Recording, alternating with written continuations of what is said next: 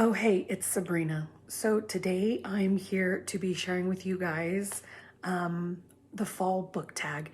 Now, this was a tag created by Shanna at the Bionic Bookworm, and I was not tagged, and this was created about 3 years ago. However, I just love everything fall, and I haven't done a tag in a while, so I thought it'd be fun. So without further ado, I'm just gonna go ahead and get started with the questions.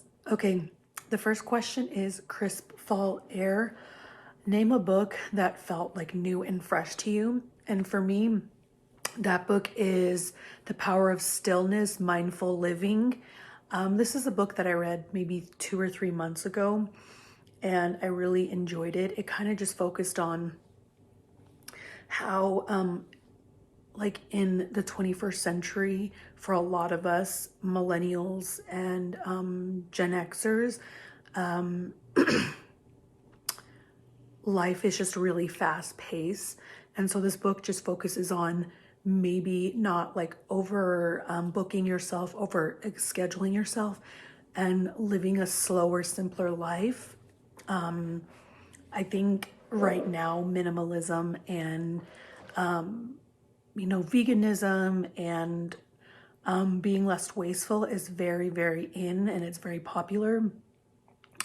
And while I think that's great, I don't think it's a fad that's going to last, unfortunately, because our society is very rooted in consumerism. So I really, really like this book, and I'm hoping to implement a lot of the suggestions into my own personal life. Question number 2 is Howling Winds. Name a book that the ending just blew you away. And I think this is going to come without a surprise, but that is The Nightingale by Kristen Hanna. I've been talking about this book ever since I finished it, and I'm going to continue talking about it because it's been my favorite read of the year so far. I think I was going to do a review on it, but I've decided I'm just going to wait till the end of the year for my end of the year wrap up to really talk about it, talk about my feelings, because I really just loved that book. The entire book threw me away, blew me away, but the ending specifically, like, I was in tears. I was in literal tears because it was that good.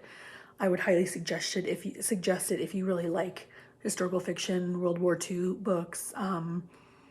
Such a great book. Question number 3 is Leaf Fight. Name a book with nonstop action.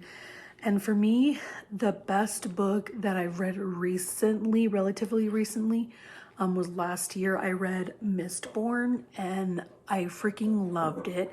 I haven't moved on to the second book in the trilogy. Unfortunately, it's definitely on my list of things to read. But if you read Mistborn, then you know there's lots of action. There's always plotting if there isn't any action, and it's just such a great fantasy series. I think Brandon Sanderson is such a great author, and I'm excited to continue on with the trilogy. Question number 4 is Pumpkin Spice. Name a book that is your most anticipated read.